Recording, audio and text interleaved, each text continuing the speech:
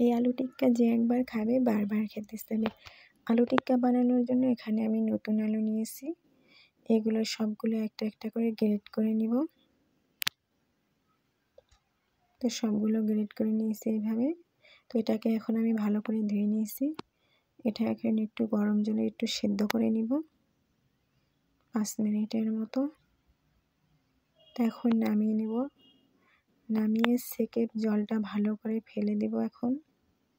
তো চিপে চিপে সবগুলো জল ফেলে দিয়েছি। এখানে আমি বাটিতে কিশমিশ আর পেঁয়াজ কুচি নিয়ে নিয়েছি। এখানে লবণ, গোলমরিচের গুঁড়ো আর চিলি ফ্লেক্স দিয়ে ভালো করে মিশিয়ে নিব।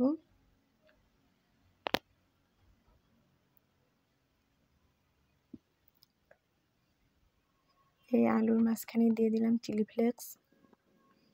এখন দিয়ে দিব গোলমরিচের গুঁড়ো। এখন স্বাদ মতো লবণ।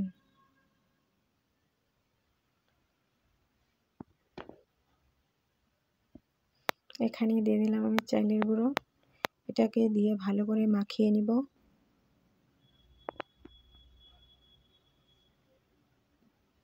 তো এখন আলু টিক্কার শেপটা দিয়ে নিচ্ছি। প্রথমে একটু আলু আমি হাতে নিয়ে চ্যাপ্টা করে নিলাম।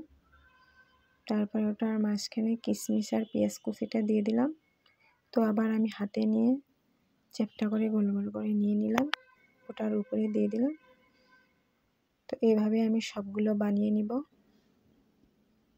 তখন একটা তাওয়ায় তেল গরম দিয়ে দিয়েছি। একটা একটা করে আলু টিক্কা দিয়ে দিব। অবশ্যই এটা ভাজতে সময় মিডিয়াম টু লোতে রাখতে হবে। একটু সময় নিয়ে ভালো করে ভেজতে হবে, তাহলেই মশমশা হবে অনেক। তো এটা দেখুন খেতে কিন্তু অনেক টেস্ট।